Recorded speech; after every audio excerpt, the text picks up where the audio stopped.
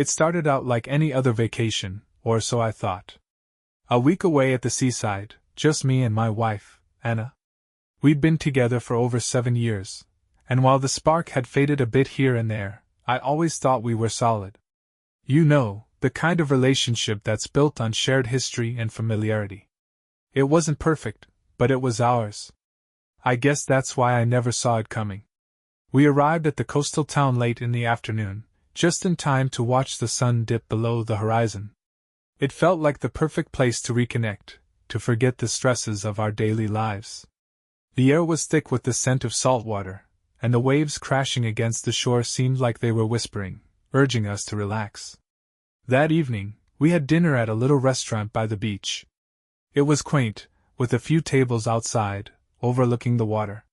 We settled into one of those tables, a bottle of white wine between us, and ordered seafood. The sun had just set, casting an orange glow over everything. It was peaceful. That was until he showed up. He wasn't someone I expected to see at all. A man, probably in his early 30s, dressed in a simple black t-shirt and jeans, walked up to our table and paused for a moment. He looked different. Tall, with a broad chest, toned muscles that looked like they belonged in a fitness magazine. He had the kind of confidence that made it hard to ignore. He stood there for a second, studying us, before smiling and introducing himself. "Hey, mind if I join you? I'm Jason. I own the restaurant here." I remember feeling a little uncomfortable, but Anna smiled warmly at him and waved him over. I didn't really understand why she was so eager to invite him to sit with us. This was supposed to be our quiet evening. But she didn't hesitate. I tried to play it cool, offering a polite nod, and said, "Sure, why not?" Jason pulled up a chair, and just like that, our quiet dinner turned into an impromptu meet and greet. We learned that he just opened this restaurant a few months ago, and it was already becoming popular with the locals and tourists. He had the kind of charm that made you forget you were eating overpriced fish on the coast of a sleepy town.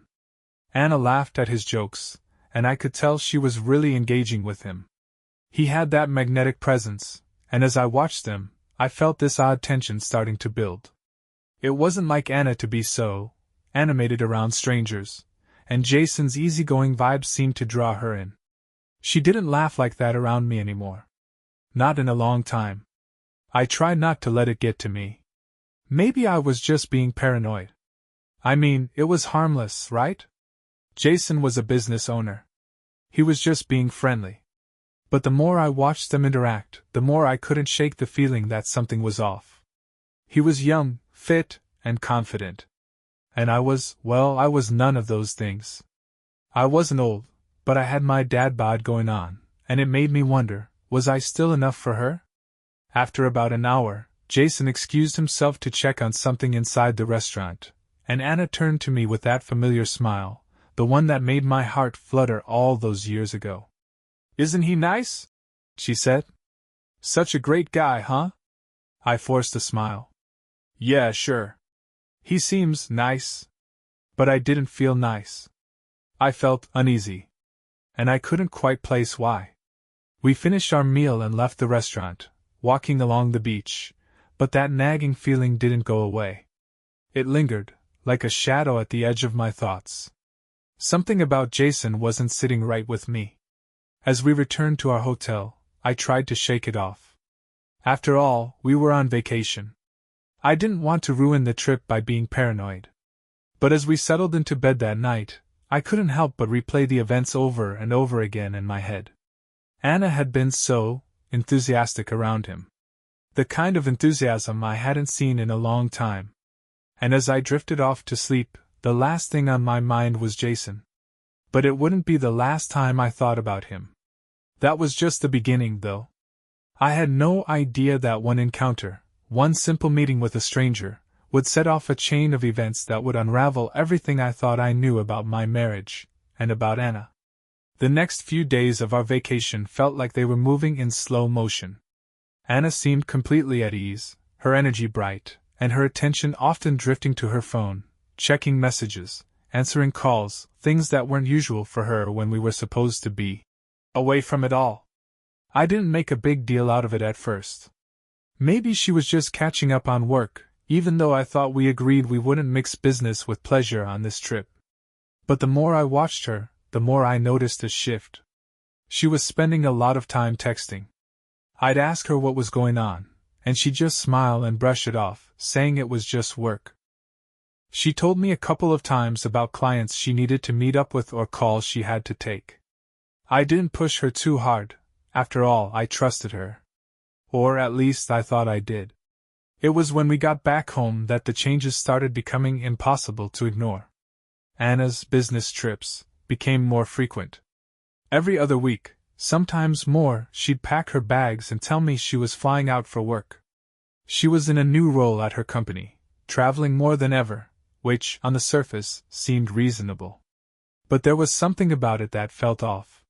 She'd leave early in the morning and sometimes return late at night. And during these trips, her texts became more sparse, her responses slower. I'll admit there were moments when I felt a pang of doubt creeping up, but I told myself I was just being insecure. I mean, she's a grown woman. She works hard. She deserves these opportunities. But then one day, things took a turn. It was a Friday evening. Anna was supposed to come home that night from one of her trips. She texted me earlier in the day saying she'd be delayed by a couple of hours, but I didn't think much of it. I was used to her traveling for work now. So I went about my evening, ordered dinner, and settled on the couch to catch up on some shows. But as the night stretched on, something didn't sit right. It was past midnight, and Anna still hadn't texted or called to let me know she was safe. I shot her a text asking if everything was all right, but there was no reply. I didn't think much of it at first. Maybe her flight had been delayed, or she had trouble getting a cab, something trivial, something easy to explain. But as the hours passed and the silence stretched on, I started to worry. Where the hell was she? I didn't want to overreact. I didn't want to seem like the controlling husband, the one who checks his wife's phone or shows up at airports to make sure she's okay. But I couldn't help it. I kept looking at the clock, and the more I thought about it, the more I realized this wasn't normal. By 2 a.m., I finally called her phone. No answer. That's when the panic really set in. I sent her a text. "Where are you? You were supposed to be home hours ago. I'm getting worried." Nothing. I sat there, staring at the screen, waiting for some kind of response. Maybe it was the late hour, or maybe it was the growing feeling of unease I couldn't shake, but I felt this knot tightening in my stomach. I paced around the living room, repeatedly checking my phone like somehow that would make her reply. But nothing. By 3 a.m., I had convinced myself that something wasn't right. She was never this unreachable. Not even when she was working late, or in meetings. Then, just as I was about to give up and go to bed, the phone rang. It was Anna. I answered quickly, relief flooding through me. "Where are you? I've been worried sick." Her voice on the other end of the line sounded strange, distant, almost as if she were in a different room. "Hey, sorry, I'm still at the hotel.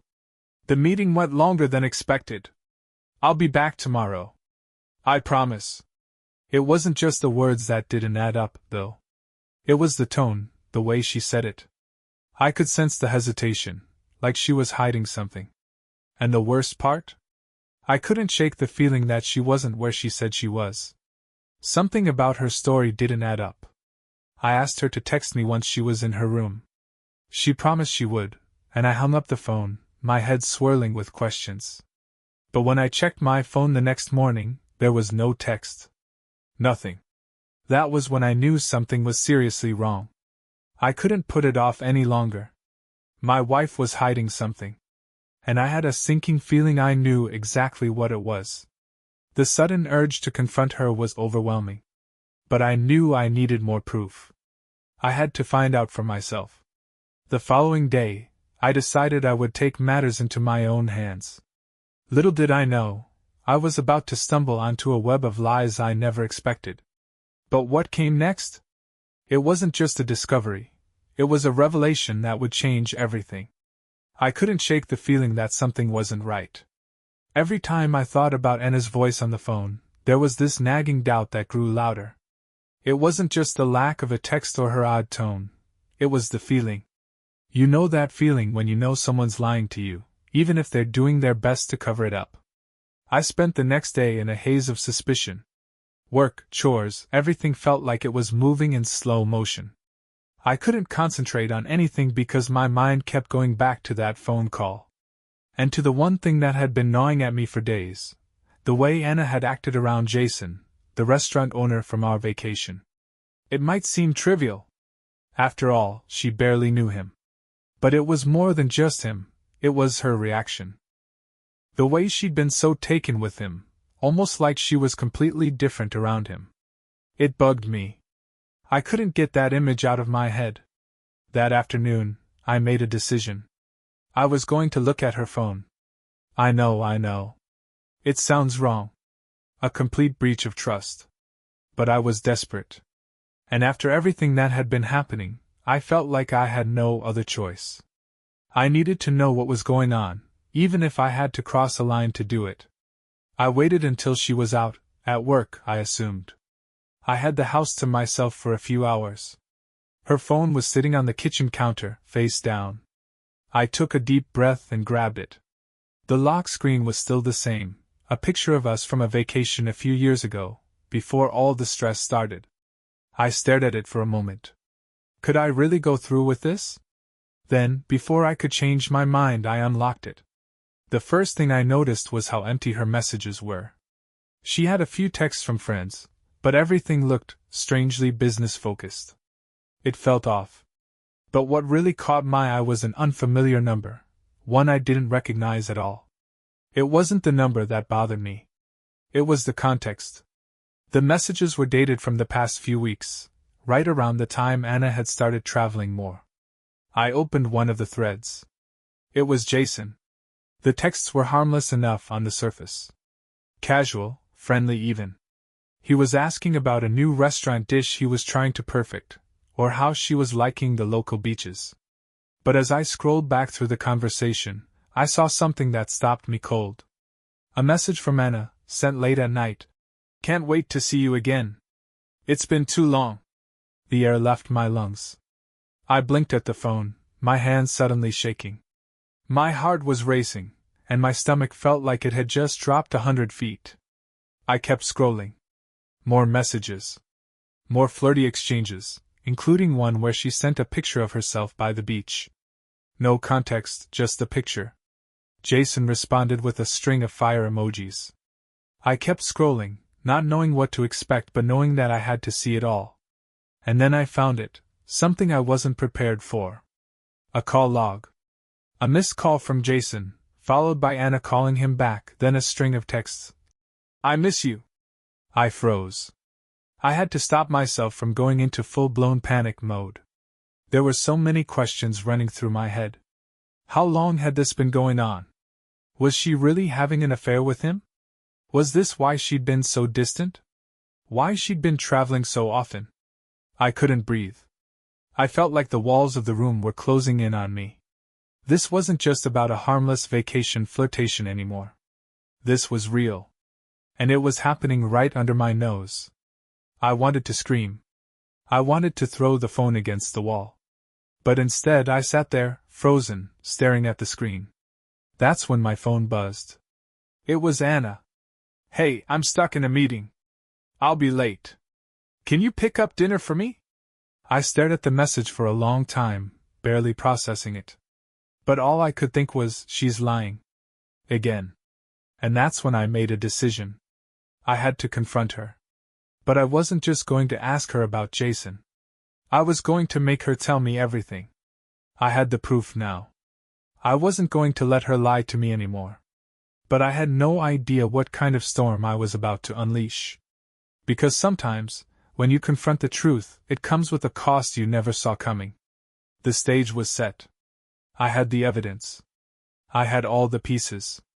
But what would Anna say when I confronted her with everything I knew? Would she admit to it? Or would she lie her way out of it? The tension was unbearable. And I was ready for whatever came next. The tension was unbearable. My mind was racing, my heart pounding in my chest. I'd found the proof, but how could I even begin to process it? Jason. The texts. The calls. Everything had fallen into place so quickly, but I still couldn't quite believe it. I kept telling myself that maybe I was jumping to conclusions, maybe there was some explanation. But deep down, I knew the truth. I wasn't going to let this go. I had the evidence now, and I wasn't going to sit around and pretend like everything was fine anymore. I needed answers, and I needed them now. So when Anna came home that night, I was ready. She arrived around 8 p.m., just like she always did when she had these late meetings. She walked through the door, a tired smile on her face. I didn't greet her with my usual warmth. Instead, I just stood there, staring at her. She froze for a moment, sensing something was off. "Hey, what's wrong?" she asked, her voice light, like she was trying to keep things casual. I didn't answer right away. I just looked at her, feeling that strange mix of anger, hurt, and disbelief. I still couldn't quite grasp what was happening. She was standing there in front of me, the woman I'd trusted for so long, and yet all I could think about were the lies she told me, the secrets she'd kept. "You've been lying to me," I finally said, my voice colder than I intended. I had no idea how she'd react, but the words came out, and there was no taking them back. Her eyes widened, and she took a step back. "What are you talking about?" "I know about Jason," I said, my voice steady now, though it felt like my world was falling apart. "I know about the texts. The calls. Everything." For a moment, there was silence. Anna's face shifted through a range of emotions, confusion, guilt, panic, but then she quickly masked it with a tight smile. She walked over to the kitchen counter, grabbed a glass of water, and took a sip before responding. "That's ridiculous," she said, though her voice was shaky. "What are you even talking about?" I pulled out my phone and showed her the screen. I didn't want to do this, didn't want to expose the raw reality of what I'd seen, but I didn't have a choice. "Don't lie to me," I said, holding it out in front of her. "I saw everything. The texts, the calls, the pictures. I know about you and him." Anna's face paled. She didn't even try to deny it anymore. Instead, she let out a long, shaky breath and collapsed onto the couch. Her hands were trembling as she wiped away a few stray tears, but I wasn't sure if she was crying out of guilt or frustration. "Anna, what the hell is going on?" I asked, my voice breaking for the first time. I didn't know if I was angry, hurt, or just in complete shock. I had never imagined something like this happening. Not with her. Not with my wife. "I never meant for it to happen," she whispered, avoiding my gaze. She spoke softly, as if trying to distance herself from the reality of her actions. "I thought it was just harmless fun at first. Just a little flirting." I clenched my fists. "Flirting? You've been texting him for weeks, calling him at all hours of the night. You sent him pictures, Anna."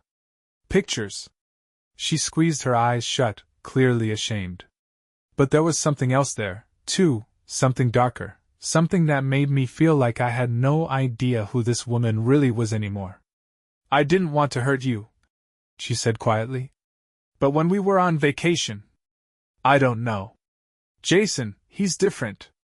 He made me feel alive again. You've been so distant, so caught up in work. I didn't think you'd notice." I felt like someone had punched me in the stomach. The words she was saying were so cruelly honest, so raw, that they stung more than I could have imagined. Anna had been my rock, my partner, my best friend. And now, here she was, admitting that she had sought out someone else to fill the void she felt in our marriage. I couldn't process it. I couldn't even comprehend the weight of what she was saying. It was as if the world I thought I knew had crumbled in front of my eyes. "You were cheating on me?" I asked, barely able to get the words out. My voice shook, and I felt that familiar, terrible burn in my chest. The thing you never think will happen to you. The thing that's always someone else's story. Anna didn't answer right away. She looked down at her hands, twisting them in her lap. I didn't know how to stop. The more I saw him, the more I felt like I was something important again. It was easy, too easy, to fall into it. My mind raced, trying to make sense of it all. But there was no making sense of it. I had married a woman who I thought loved me, who I thought shared the same values, the same commitment. And now, it turned out, she had been having an affair with a guy she barely knew. "I thought you loved me," I said, my voice barely above a whisper. I felt like I'd been punched in the gut, over and over again. "I do love you," she said quickly, her voice full of desperation. "I never meant to hurt you. It was just a mistake. A stupid, stupid mistake. Please don't do this. I'll end it with him. I swear. Just please don't leave me." The words felt empty. She didn't look like the woman I had married.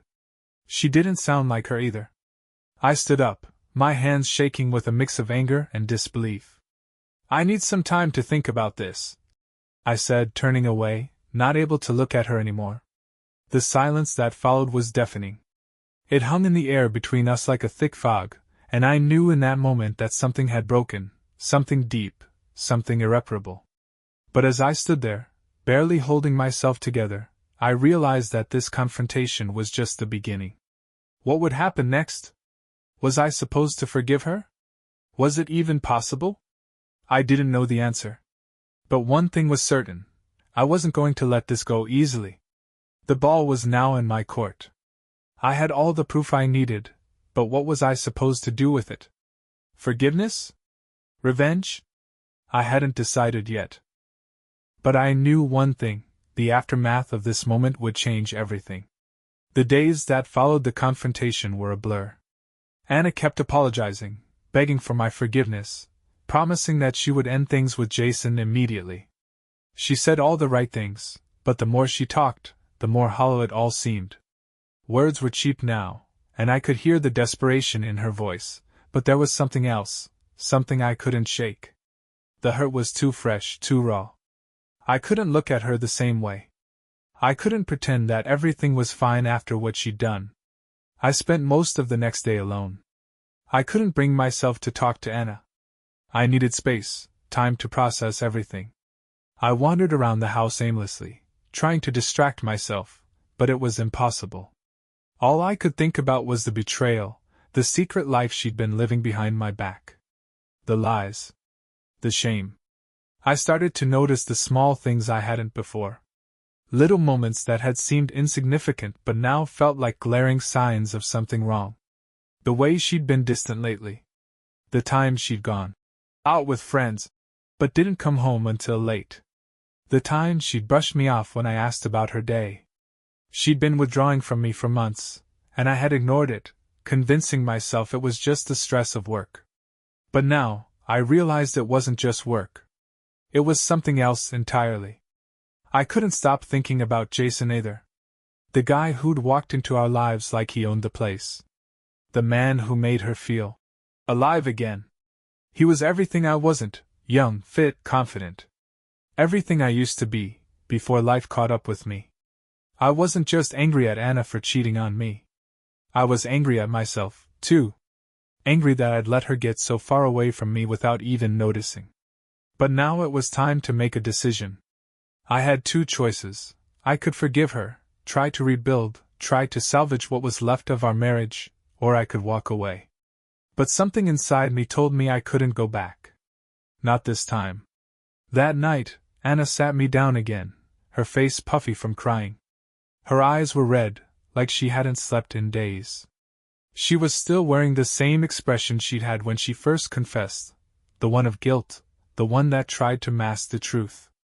"I'm so sorry, Mark.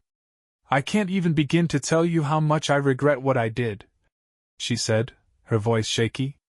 "I'll do anything. I'll prove to you that I can change. Please don't leave me. I love you. I swear. I know I messed up, but please." I held up my hand, silencing her. "Anna, I don't know what to believe anymore," I said quietly, my voice steady but full of pain.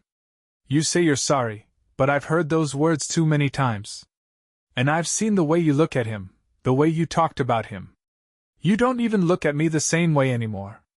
Her face crumbled at my words, but I couldn't stop. I had to be honest with her, even if it hurt both of us. You betrayed me, Anna. You destroyed my trust. And I don't know if I can ever get that back. She reached for my hand, her fingers trembling, but I pulled it away. I've thought about this a lot, I continued. And as much as it hurts to say it, I can't forgive you right now. I can't. Not after everything that's happened. She stared at me, her face pale, the tears starting to fall freely now. Please, Mark, please don't give up on us. We can fix this. I know we can. I took a deep breath, the weight of the decision heavy on my chest. I'm not sure we can. I need time to think. Time away from you. I need to be alone. Anna's face crumpled into pure devastation. So, is that it? You're leaving me? I swallowed hard, hating the pain I was causing her, but knowing deep down that it was what needed to happen. I don't know yet, I said. But right now I need space. I can't be here with you, pretending that everything's fine. I need to breathe. Anna's sobs filled the room, but I couldn't comfort her. I couldn't pretend everything was going to be okay, because I didn't believe it would be. I grabbed my coat, my keys, and walked out. The air outside was cold, and the city lights felt distant, like they belonged to someone else's life. I drove aimlessly, not knowing where I was headed, just needing to get away. My mind was spinning, my emotions were raw, and I was alone with nothing but my thoughts. That night, I stayed at a hotel. I couldn't bring myself to go back home, not yet. I needed distance. The only thing that was clear to me in that moment was that things had changed beyond repair. My wife had betrayed me, and I couldn't just forget about it and move on. But as I sat in the sterile hotel room, I found myself wondering, what would happen now? How could I ever look at her the same way again? Could we rebuild what we'd lost? Or was this the end of something that was already over? And then, as if the universe had a twisted sense of timing, my phone buzzed. It was a message from Anna. I ended things with him. I swear. I'll do anything to make it right. Please come home. My heart dropped. It wasn't just the words that caught me off guard. It was the timestamp. The message had been sent just after I'd left the house. But what struck me the hardest was that the message had come from her work phone. That wasn't her personal number. I stared at the screen, confusion and dread mixing in my chest. Why was she using her work phone? The more I thought about it, the more it didn't make sense. Something was off again. The message seemed too convenient, too rehearsed. And I realized, in that moment, that maybe the betrayal wasn't over yet. Maybe it was just beginning. I couldn't ignore the feeling that something darker was lurking just beneath the surface. Was this all part of her plan to keep me from discovering the truth? What would happen next? How far would Anna go to protect her lies? I had no idea what the next step would be, but I knew one thing: I wasn't done yet. The message from Anna had left me with a sick feeling in my stomach. It was too perfect, too on the nose. She claimed she'd ended things with Jason, but why use her work phone? Why not her personal number, the one I knew she'd had for years? Everything felt staged, like she was trying to keep me in the dark about something. I didn't know what was worse, the betrayal or the fact that I was starting to doubt everything she said. The trust was shattered beyond repair, and I couldn't ignore the gnawing suspicion that there was more to this than I was being told. I couldn't go back home. Not yet. The idea of facing Anna, of hearing her cry and beg for forgiveness again, made my skin crawl. So, I stayed in that cold hotel room, staring at the glowing screen of my phone as if it held the answers to all my questions. I spent the next few hours in a haze, scrolling through the message over and over. I kept asking myself, why? Why would she use her work phone? I had to know. I knew I couldn't trust Anna's words anymore. If I was going to understand the full extent of her betrayal, I needed to dig deeper. I couldn't sit around waiting for her to feed me more lies. I had to find the truth for myself. I called a friend who worked in tech, someone I could rely on to help me with something a little less than conventional. I explained the situation, told him everything. He listened patiently, though I could sense he was worried about what I was asking. But when I mentioned the work phone, he immediately offered to help me.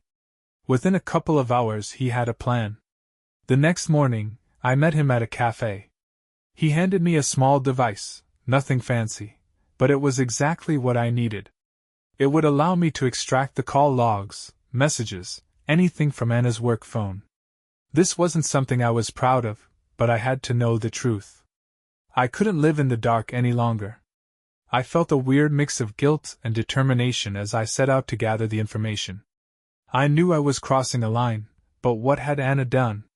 She had crossed every line imaginable, and I was simply trying to find out if there was even a shred of honesty left in her. When I returned home, I knew Anna was out. She had another business trip, and I had the perfect opportunity to look through her things without raising suspicion.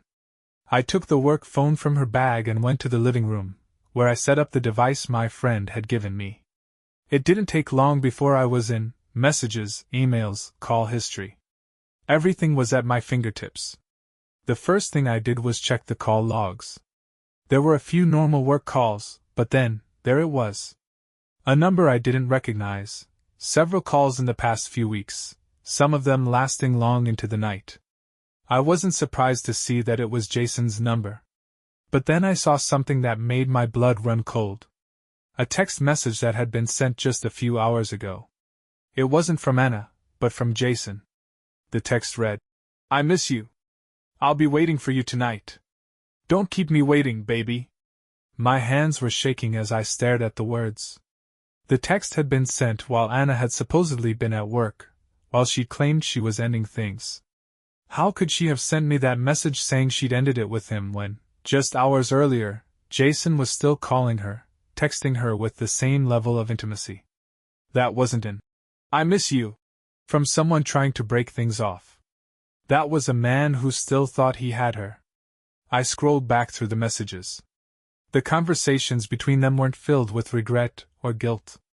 They were flirtatious, suggestive, filled with promises to see each other soon and, "I can't wait to feel your touch again." It was sickening. Anna had lied to me. She had lied about ending it, about everything. And now, here was the final proof that she hadn't even tried to walk away from him. I felt a rush of anger, then an overwhelming sense of betrayal. How long had this been going on? How long had she been pretending to be the loving wife while carrying on an affair with a man she barely knew but who she obviously had no intention of cutting ties with? As the anger simmered in my chest, another thought hit me. Anna's behavior had been strange, yes, but Jason's had been even stranger. Why had he inserted himself into our lives so easily? Why had he approached us so casually on vacation? Was this some sort of game to him? Or was he using Anna for his own amusement? I couldn't just sit back and let it go. No, I had to make sure Anna understood the consequences of what she'd done. This wasn't about revenge for the sake of revenge. It was about making her face the truth of what had happened, to fully realize the destruction she'd caused. But what did I do now? How did I confront her with this new information without it feeling like I was pushing her further away? I knew one thing. I wasn't done with Jason. He needed to know that I knew. He needed to understand that I wasn't going to be someone's fool. The moment I found the truth, I knew I couldn't go back. There was no more pretending, no more lies. I had all the evidence I needed to show Anna how deep this wound really went. But what would I do with it? How would I confront her? And Jason, he wasn't going to get away with this either. Not if I had anything to say about it. The storm wasn't over yet. It was just beginning. I had the truth now. I had all the pieces of the puzzle, and they fit together in a way that made me sick to my stomach. Anna had been lying to me for months, maybe longer. The messages from Jason, the late-night calls, the texts dripping with affection, it was all there.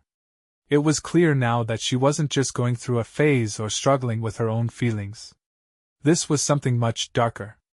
And I couldn't ignore it anymore. But what was I supposed to do with this information? Confronting Anna again wouldn't be enough.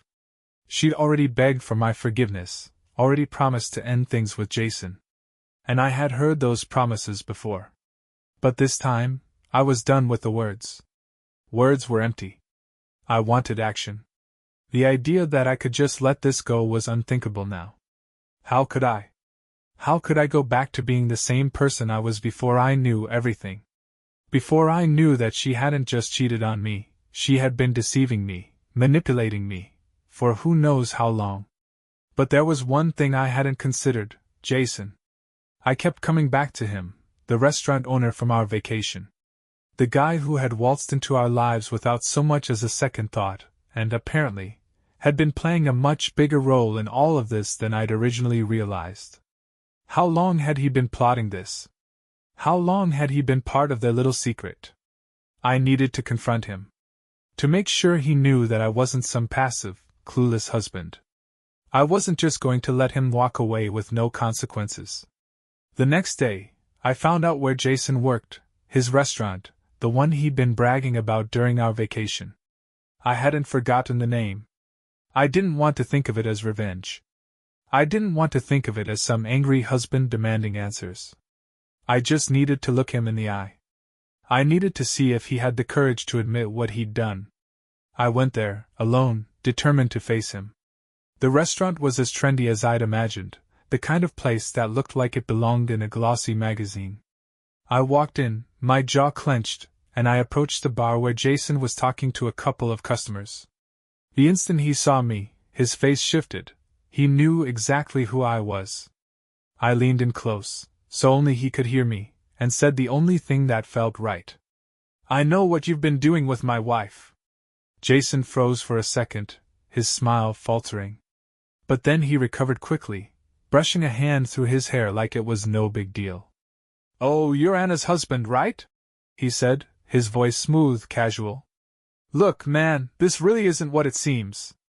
I wasn't buying it. I reached into my jacket pocket and pulled out my phone, showing him the messages, the call logs, everything I'd seen. "You want to try explaining this to me? You want to tell me how you've been texting her at all hours of the night, sending her messages like this?" I threw the phone on the bar in front of him, and his face went pale. His eyes darted to the screen, his facade cracking. For a moment, there was nothing but silence. He was caught. The guy who had been playing the charming restaurant owner, the one who'd inserted himself into my life like a snake, suddenly looked like a cornered animal. Look, man, it's not like that. We didn't mean for things to get so complicated." Jason's voice was higher now, less sure. The confidence he'd had before was gone, replaced by an awkward defensiveness. I leaned in closer. "No, you didn't mean for it to get complicated, but you knew exactly what you were doing. You knew she was married, and yet you kept pushing. You kept sending her texts, calling her, trying to get her to meet up with you." He opened his mouth to say something, but then closed it again, not having a solid response. He could tell I wasn't going to back down. "I'm not looking for an apology, Jason. I don't want you to feel bad about it," I said, my voice colder now. "But I do want you to understand that I'm not going to let you just walk away from this. You don't get to break up my marriage and then act like it's no big deal." Jason stood there for a moment, looking unsure of what to do. The swagger that had been part of his charm was completely gone now. He realized I wasn't going to let him off the hook. "You think Anna cares about you?" I asked. "She's been lying to me for months, Jason. You're just another distraction. Another guy she can use to feel good about herself while she runs away from the truth." Jason's face hardened. For a second, I thought he might snap back at me, but instead, he exhaled slowly, a resigned look on his face. "Look, I didn't force her into anything. She came to me. She knew what she was doing." He paused, clearly thinking about his next words carefully. "But yeah, I get it. I shouldn't have done it. I won't see her again. I'll back off. I swear." I stared at him, the anger still bubbling inside of me. "You better," I said, my voice low. "And if you ever contact her again, I'll make sure you regret it." Jason didn't respond, and I turned on my heel, leaving the restaurant without another word. The encounter didn't give me the satisfaction I thought it would. Jason wasn't begging for forgiveness, wasn't trying to make amends. He just wanted to escape the situation, and I couldn't blame him. But it didn't matter. He wasn't the real problem. Anna was. I didn't know if confronting Jason had made me feel better. It didn't change anything with Anna, didn't fix what had been broken. But I needed him to know that I wasn't a passive bystander in my own life. When I returned home later that night, Anna was waiting for me. Her face was drawn, tired, but there was a different look in her eyes. It was a look of someone who knew they'd lost, but wasn't sure how to get it all back. And as I stood there, facing her, I realized that I had made my decision. It wasn't about forgiving her anymore. It wasn't about finding some middle ground where we could both pretend everything would be fine. It was about moving on. For both of us. I had done everything I could. I had confronted Jason, I had faced the reality of what Anna had done. But now, it was time for the final step. The storm was over, and the only thing left was to figure out how to rebuild, just not with Anna. The house felt colder when I returned that evening. The walls, once familiar and full of memories, now seemed distant and unwelcoming. Anna was sitting on the couch, her eyes puffy from crying. She'd been trying to hold it together for days now, but I could see that the weight of everything was starting to crush her. She looked at me when I walked through the door, but she didn't speak. There was nothing left to say, I guess. I wasn't angry anymore, not in the way I had been the day before. The anger had burned through me like fire.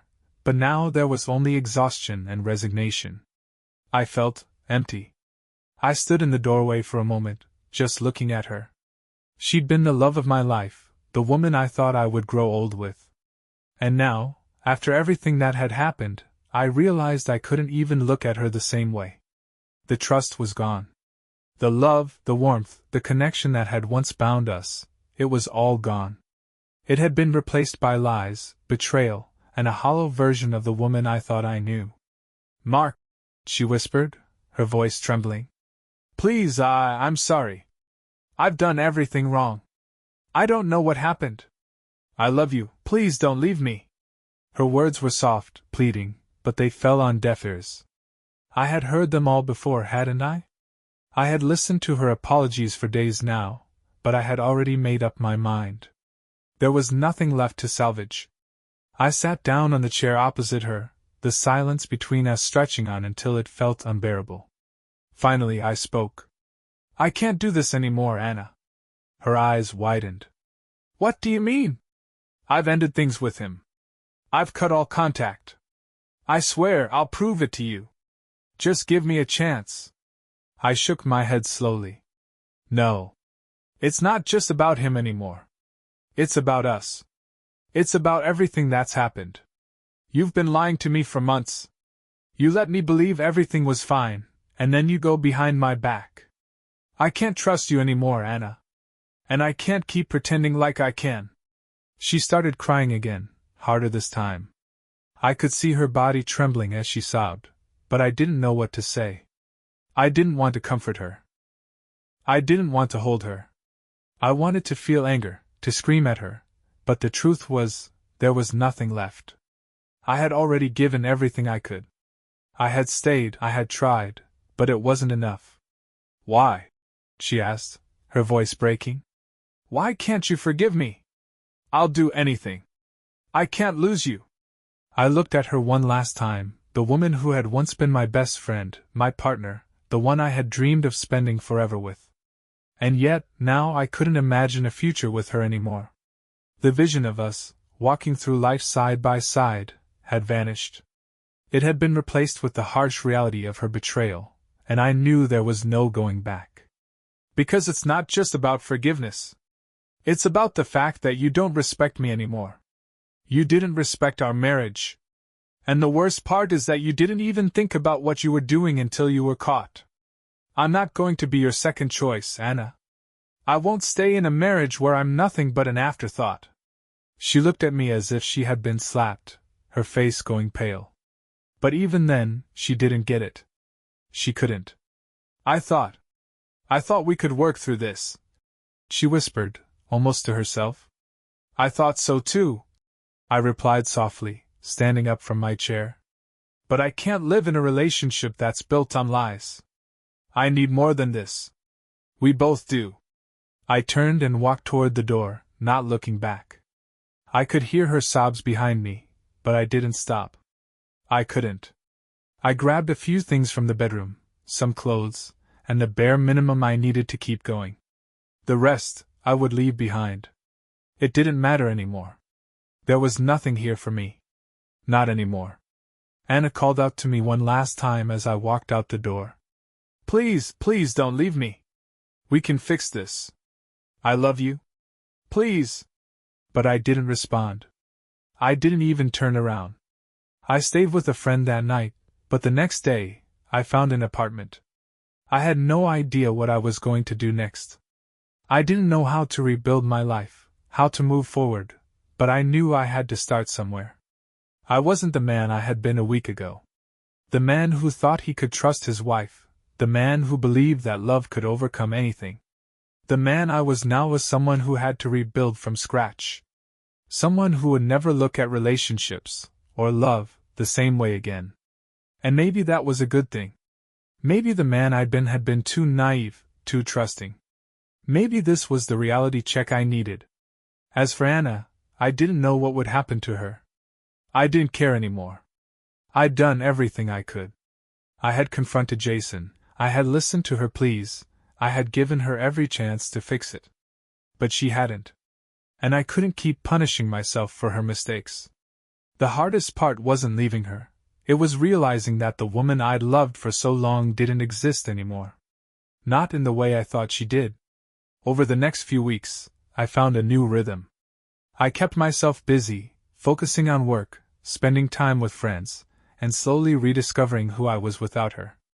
It wasn't easy. I had moments where I missed her, where I questioned my decision, but then I would remember the lies. The betrayal. And I would push forward, one step at a time. I knew I wasn't the same person anymore. But maybe that wasn't such a bad thing. Maybe the only way to heal was to start fresh, even if it hurt like hell. As for Anna, I didn't reach out. I didn't look back. And slowly she faded from my life. I didn't need closure anymore. I had found something better, freedom. And for the first time in a long time, I felt like I was finally starting to breathe again. The storm had passed. And now I could move on. The last thing I heard about Anna came from a mutual friend, weeks later. She had stayed in the house. She tried to move on with her life, but nothing seemed to stick. Jason had eventually moved away, the relationship fizzling out just as quickly as it had begun. She hadn't called, hadn't tried to reach out to me. And for me, that was the final confirmation I needed. She was still running from herself, still looking for something to fill the void she had created. But I knew now, without a doubt, that I was no longer a part of her story. And that was the way it needed to be. Time passed. Days turned into weeks, then months. Slowly, I started to feel like myself again. At first, the emptiness was overwhelming. Every place in the house, every corner of my life felt tainted by the betrayal. Even my favorite cafe, the one Anna and I had spent so many afternoons in, felt foreign. The world had become a blur of unfamiliar routines and strange silences. But gradually I rebuilt. It wasn't easy. There were nights when I would lie awake, staring at the ceiling, wondering if I had made the right choice.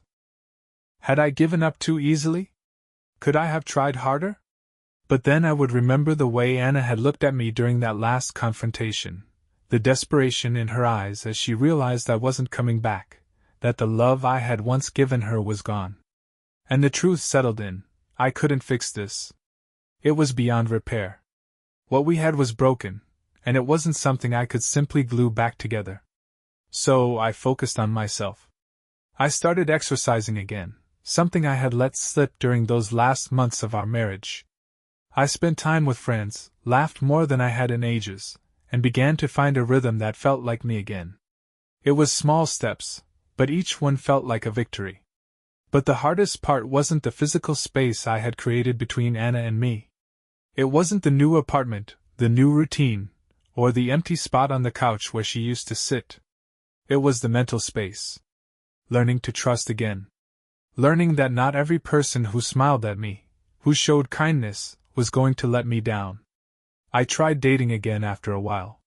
It wasn't anything serious, just a few casual dates, talking to new people. But every time, there was a wall I couldn't bring myself to break down. I couldn't shake the feeling that something was off, that I was somehow still carrying the weight of Anna's betrayal on my shoulders. How could I give someone else my trust when I knew how easily it had been shattered before? Then came the moment that truly changed everything for me. It was a random Thursday afternoon. I was grabbing lunch at the same cafe I used to frequent with Anna, one I had avoided for months. It felt like a milestone, like a subtle, unspoken victory. I sat down at the window, ordered my usual sandwich, and tried not to let my mind wander too much. As I ate, I saw a familiar face through the glass. It was Anna. She was sitting at a table with someone else, someone I didn't recognize. But I couldn't stop looking at her. It had been months since I'd last seen her, and seeing her now felt like a punch to the gut. Her hair was longer, and she had that distant look in her eyes, like she was thinking about something far away. But she was laughing, really laughing, the kind of laugh I hadn't heard from her in a long time. Not with me, at least. I didn't want to stare. I didn't want to care. But there was something about seeing her move on that hit me harder than I expected. The fact that she was out with someone else, smiling, being the woman I had once loved, it reminded me of what I had lost. Not just her, but the life we had planned together. I didn't approach her. I didn't call out her name or demand answers. I didn't need to.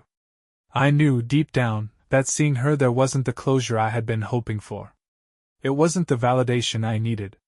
It was a reminder that life moves on, whether you're ready for it or not. Anna was moving forward. And I was too. A few weeks later, Anna reached out to me. I hadn't heard from her at all since I left. I didn't know if I was expecting a call, but when it came, I was surprised. Her voice was softer, more tentative than it had ever been. "Mark, I don't know if you're still angry with me, but I wanted to say I'm sorry. I've been doing a lot of thinking, and I realize now that I hurt you more than I ever understood. I didn't know how much I took you for granted. I was selfish, and I was wrong." The apology sounded real, but I wasn't sure what she expected me to say. I had no illusions anymore. I had come to terms with the fact that the woman on the other end of the line wasn't the one I married. She was a stranger to me now, someone who had done things I could never forgive. "I appreciate you reaching out," I said, keeping my voice even. "But I don't think we can go back to what we were.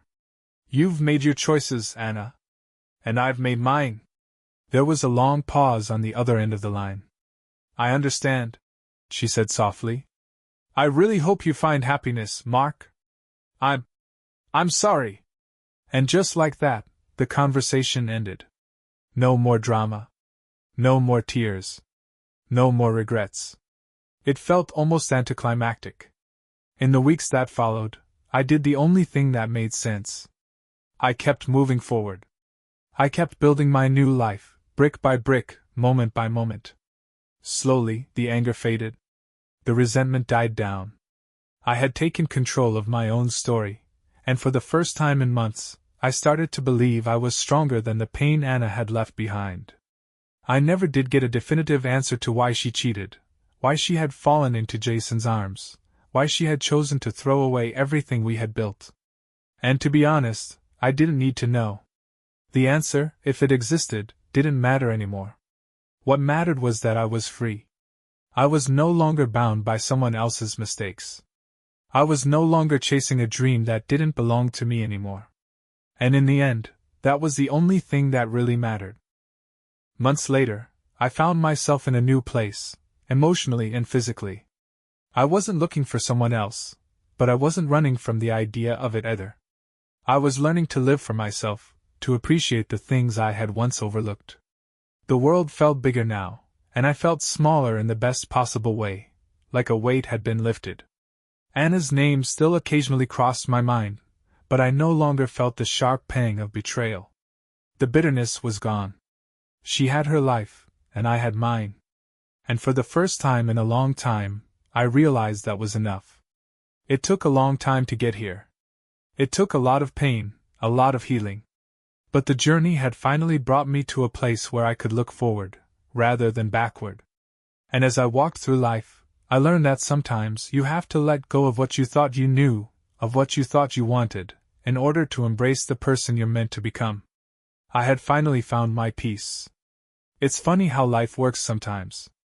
Just when you think you have everything figured out, when you finally start feeling like you're in control again, someone, can come out of nowhere and throw it all off balance.